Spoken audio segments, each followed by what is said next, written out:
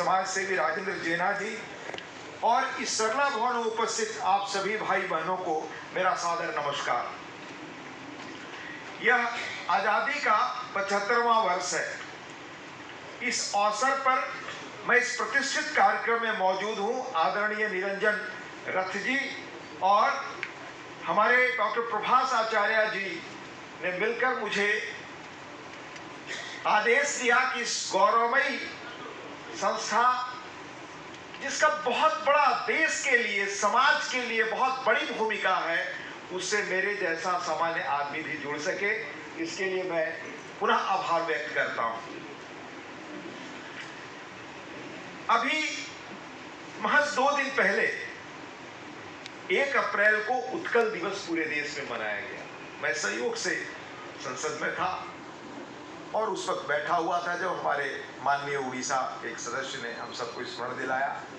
हम सब ने इस अवसर पर वहां से भी बधाई दी। आज पुनः मैं आपको बधाई देता हूं। इस उत्कल चेतना के जनक, और सिर्फ उत्कल चेतना ही नहीं, उड़िया भाषा, अस्मिता, संस्कृति के साथ साथ राष्ट्रीय पुनर्जागरण में, देश के पुनर्जागरण में जिस अनूठे व्यक्ति का योगदान रहा, वो बंधु जी का आज उनके कार्यक्रम में मुझे मौजूद होने का आपने अवसर दिया, इसलिए पुनः मैं आपका बहुत आभार व्यक्त करता हूं। हमारे लिए उड़ीसा पुण्य भूमि है, भगवान सूर्य की धरती। जैसे मौजूदा प्रधानमंत्री नरेंद्र मोदी जी कहते हैं कि कोणार्क से निकली रोशनी सदियों से भारत को रोशनी देती रही है। ये भगवान जगन्नाथ, जिनका हम नित्य स्मरण करते हैं, देश दुनिया में कहीं हो, ये उनकी धरती है।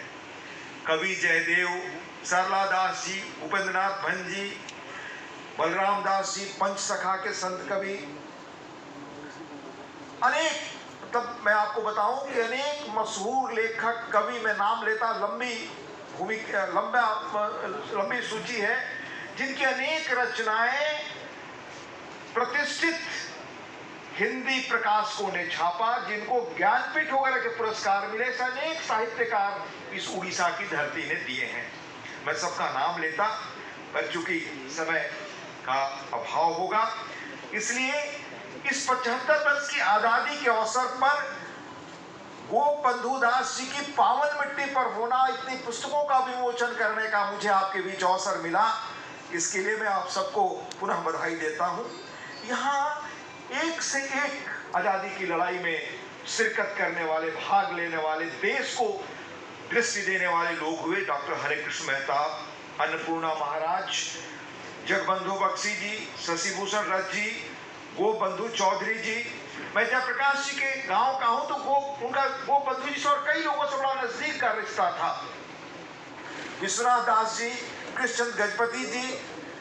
अभी आजादी के अमृत वर्ष पर उड़ीसा के गुमनाम नायकों पर भारत सरकार ने जो टिकट जारी किया, उनमें बख्शी जगबंधु जी, शहीद बाजी राउत जी, शहीद जय राजगुरु जी, शहीद चाकी खुटिया जी, शहीद चक बिसोई जी, पर्वतगिरी जी, उनकी पुण्य भूमि पर मुझे पिछले साल आना था, इसी कार्यक्रम में आना था, पर आप जानते हैं जिस दौर से हम सब गुजरे, पुनः आने का मौका मिला।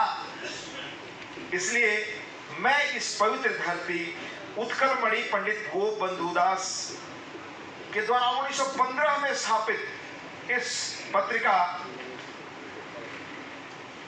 के कार्यक्रम में उपस्थित होना अपने लिए गौरव की बात महसूस करता हूं। उनका बहुआयामी व्यक्तित्व था। कुल 51 वर्ष की उम्र में 1877 से 1928 के बीच समाज सुधारक के रूप में, स्वतंत्रता सेनानी के रूप में, एडुकेशनिस्ट के रूप में, पोएट के रूप में, पत्रकार के रूप में, संपादक के रूप में, राजनेता के रूप में, सोशल विजन जो उनके पास था और साथ साथ मॉडर्न थिंकिंग, उसने उनको समय से बहुत आगे रखा। उन्होंने अंग्रेजी के साथ साथ उड़िया, इन भाषाओं में उनकी अद्भुत प्रवीणता थी, प्रोलिफिक राइटिंग, और विद्यार्थी जीवन से लिखना उन्होंने शुरू किया। और कितनी बड़ी दृष्टि थी उसका परिचय हम जैसे सामान्य लोगों को मिलता है कि रेवेंसा कॉलेज में पढ़ते हुए उन्होंने एक डिस्कशन ग्रुप बनाया जिसमें कर्तव्य बोधनी, यानी हमारी ड्यूटीज क्या हैं। आज देश समाज और दुनिया में हम अपने फर्ज की बात करते हैं, लेकिन हमारी ड्यूटीज क्या है इसके बारे में हम बहुत कम कौन सा सोचते हैं। महात्मा गांधी ने हमें ये याद दिलाया था उसी दौर में किस तरह से वो बंधुदास जी ने हमें याद दिलाया, और इसमें किस तरह की चीजों पर बातचीत होती थी।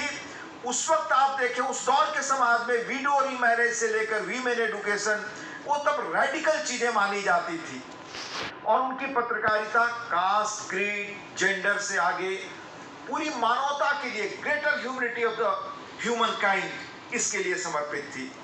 जो उड़िया भाषा का एजुकेशन 19वीं शताब्दी में जो एक स्वरूप ग्रहण कर रहा था, जिसमें फकीर मोहन सेनापति, कैवर राधानाथ जी, मधुसूदन दास जी और अन्य लोगों की बड़ी निर्णायक भूमिका थी।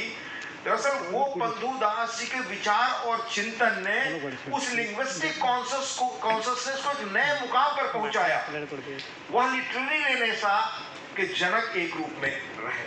उनके लेखन ने बहुत बड़ा यह योगदान दिया, और आप जानते हैं जैसा बताया भी गया कि 1913 में उन्होंने आशा पत्रिका से जुड़कर अपना जर्नलिस्टिक कैरियर शुरू किया।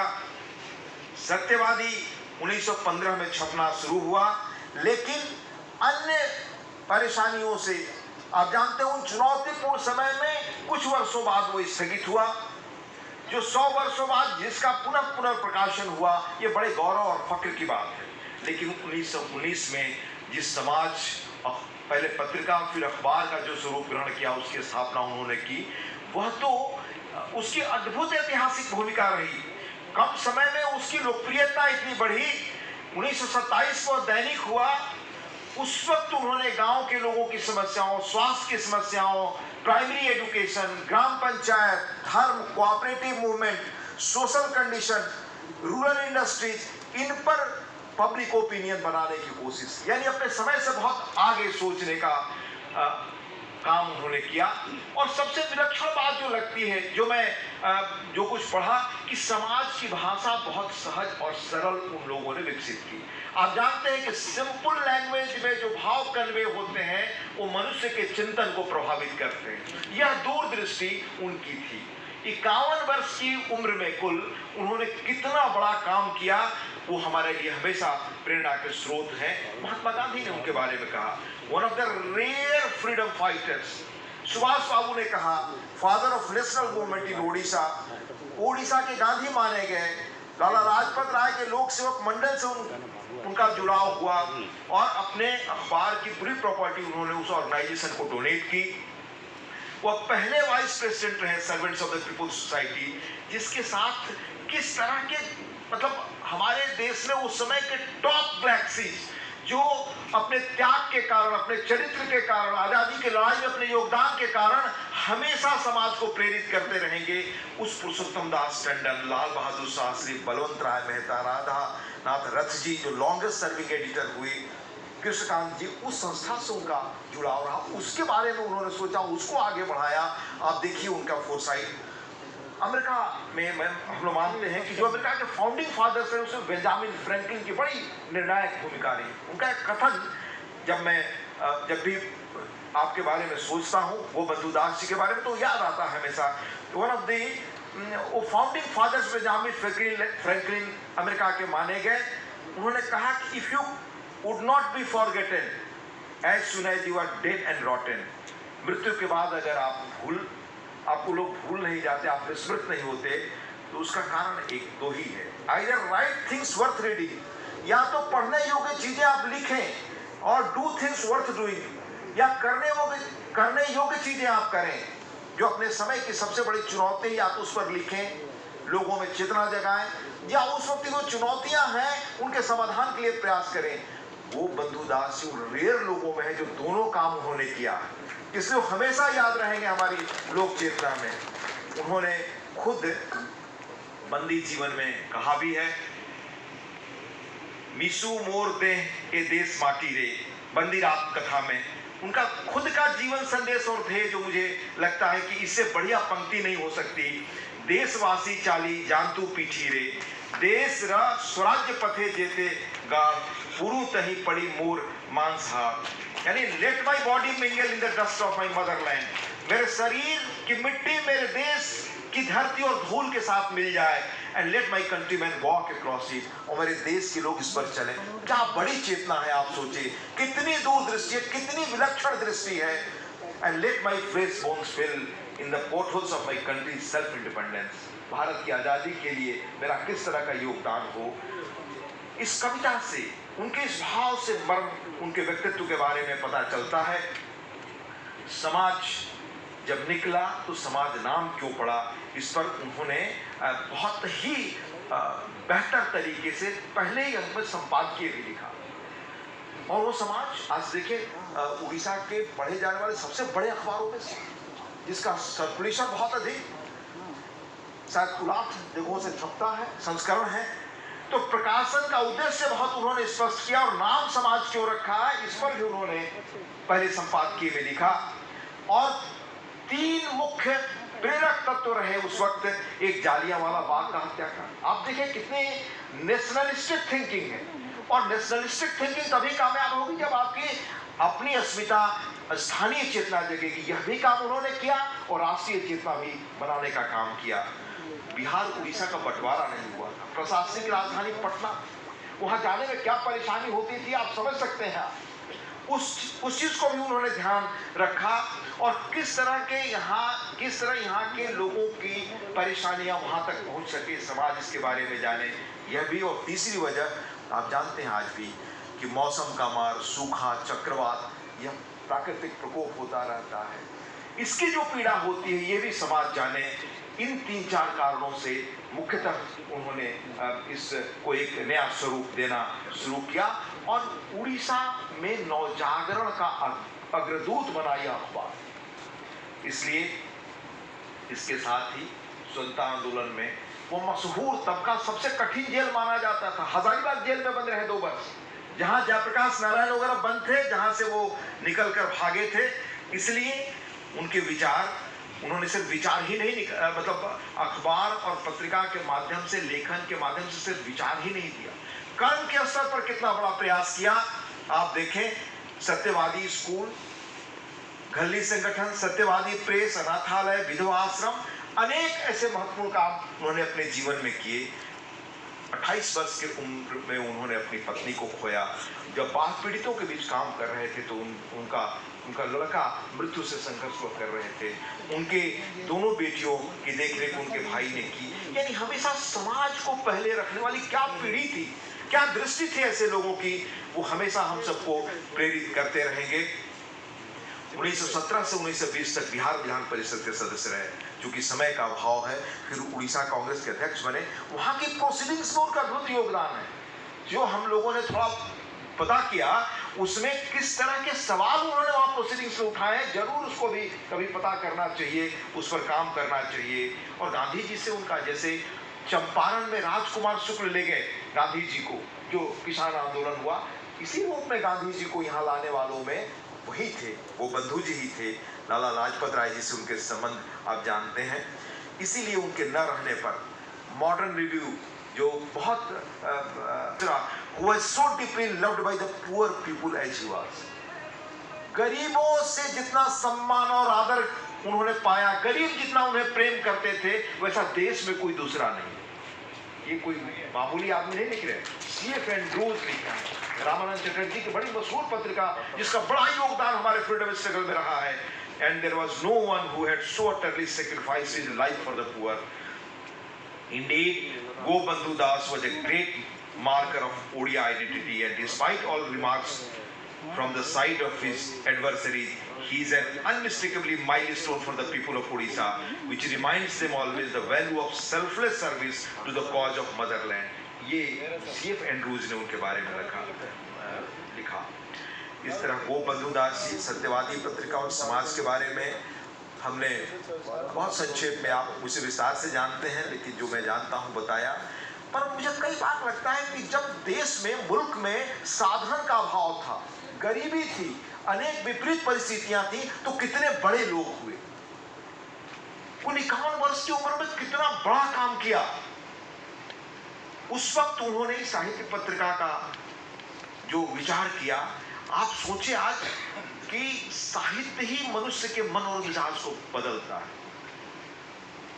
हम सही मानते हैं कि राजनीति इतिहास को बदलता है, विचार बदलते हैं, पर उससे भी आगे अगर मुझे पूछे तो साहित्य, कविता, कहानी, पोएट्री मनुष्य के मन को अंदर से बदलता है। उस वक्त कल्पना करना कि हमको साहित्यिक पत्रिका निकालना है, और इस परंपरा को 100 वर्ष बाद आप लोगों ने बहुत मजबूती से आगे बढ़ाने का काम किया। आप सब बधाई के पात्र हैं।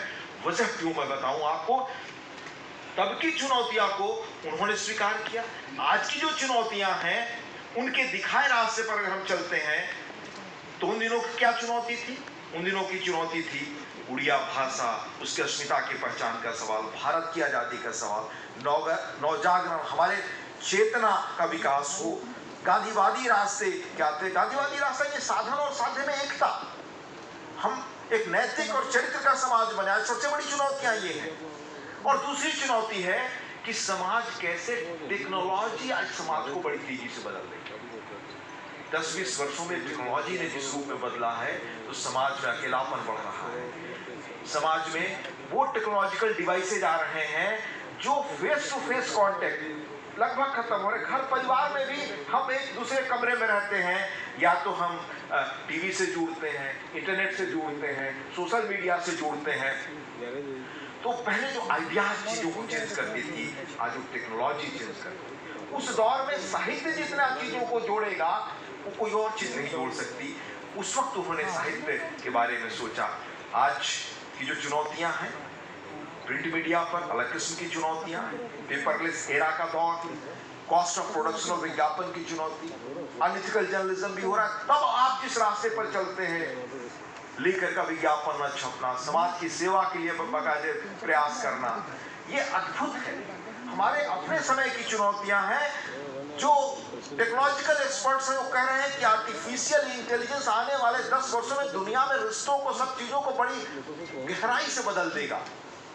उसके अनुरूप हम समाज को कैसे तैयार करें? विचारों से, लोगों के